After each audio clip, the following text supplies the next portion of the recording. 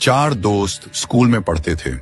एक दिन उन्होंने फैसला किया कि वे रेस्टोरेंट जाएंगे, साथ में बैठकर खाना खाएंगे और बातें करेंगे। वे एक छोटे से रेस्टोरेंट में गए, खाना ऑर्डर किया और हंसी मजाक के साथ अपनी दोस्ती के लम्हों का आनंद लेने लगे। बातों बातों में उन्होंने एक निर्णय लिया। आज के बाद वे ठीक 40 साल बाद इसी जगह मिलेंगे।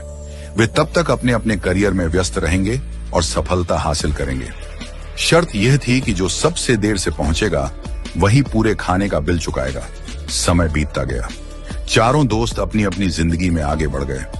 कोई बिजनेसमैन बना, कोई वकील, कोई जज और कोई अध्यापक। सभी अपने कार्य क्षेत्र में सफलता की ऊंचाइयों को छूने लगे। 40 साल बाद अब वह छोटा सा रेस्टोरेंट एक भव्य 5 स्टार होटल बन चुका था और वहां काम करने वाला एक साधारण वेटर अब उस होटल का मालिक बन चुका था।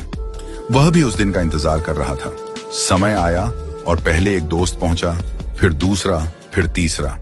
वे एक दूसरे से मिलकर बेहद खुश हुए, लेकिन चौथा दोस्त अभी तक नहीं आया था। थोड़ी देर बाद होटल के रिसेप्शन पर फोन आया।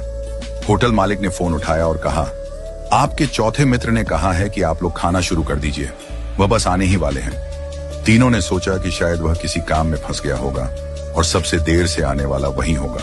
उन्होंने भोजन किया, पुरानी यादें ताजा की, अपनी अपनी जिंदगी के अनुभव बांटे। काफी देर बीत गई, लेकिन चौथा दोस्त नहीं आया। जब बिल मंगवाने का समय आया तो होटल मालिक ने कहा, बिल पहले ही चुका दिया गया है। तीनों हैरान हुए। किसने? होटल मालिक ने जवाब दिया, आपके मित्र ने। थोड़ी देर बाद जब वे जाने लगे तभी होटल के बाहर एक सरकारी गाड़ी आकर रुकी।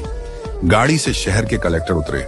कलेक्टर ने तीनों दोस्तों के पैर छुए और कहा, अंकल नमस्ते। तीनों हैरान रह गए। ये कौन है और हमारे पैर क्यों छू रहा है? कलेक्टर ने नम आंखों से कहा, मैं आपके चौथे मित्र का बेटा हूं। तीनों अवाक रह गए। कलेक्टर ने बताया, मेरे पिता ने आप सबसे मिलने का सपना देखा था। वे बचपन से ही इस दिन का इंतजार कर रहे थे, लेकिन 2 महीने पहले कैंसर से उनका निधन हो गया। मरने से पहले उन्होंने मुझसे कहा था कि अगर मैं उस दिन जीवित न रहूं तो तुम मेरी जगह वहां जाना। उन्होंने कहा था, मैं सबसे ज्यादा देर से आऊंगा, इसलिए बिल भी मैं ही चुकाऊंगा। ये सुनकर तीनों दोस्तों की आंखें भर आईं।